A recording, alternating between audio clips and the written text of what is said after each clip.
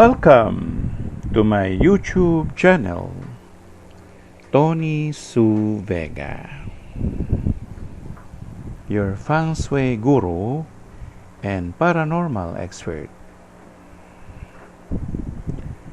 Horoscope: Virgo, August 23 to September 22. The 13th of September 2023, Wednesday. Career.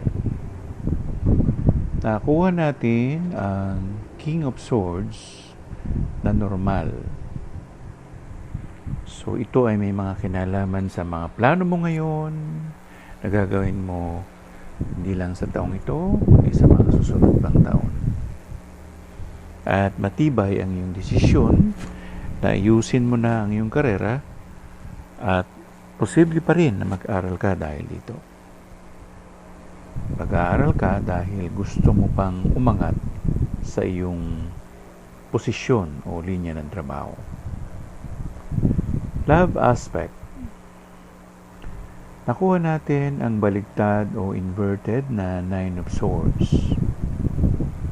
Ang Nine of Swords, pag normal, ay nagtutukoy sa sakit. So, ang tawag namin dito ay illness card. Kung hindi, yan ay mga pasakit, mga hindi mo gustong maganap sa iyong buhay.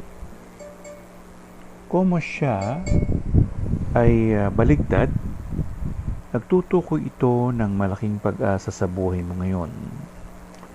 Na maaaring hindi lang kayo nagkakasundo, kung hindi, binabaybay na ninyo ngayon kung ano ang tamang hakbang na gagawin ninyo para sa matahimik, masagana ninyong buhay.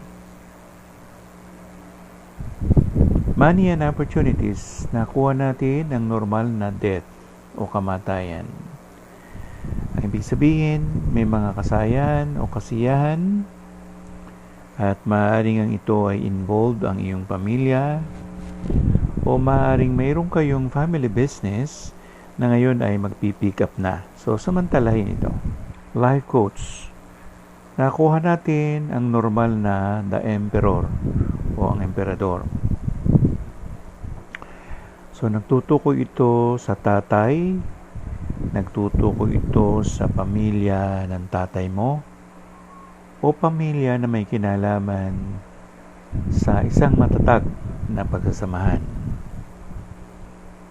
Ang ibig sabihin din ito sa life coach ay lingunin mo ang iyong pinanggalingan para makarating ka sa iyong paroroonan. Sabi nga nila, pag hindi mo nilingon ang iyong pinanggalingan, hindi ka nga makakarating sa iyong paroroonan. So maybe ito ay may kinalaman sa buhay-buhay, sa mga pinagdaanan mong buhay na ngayon posibleng nalilimutan mo na ikaw dati nakatungtong sa lupa, ngayon nakatungtong ka na sa langit.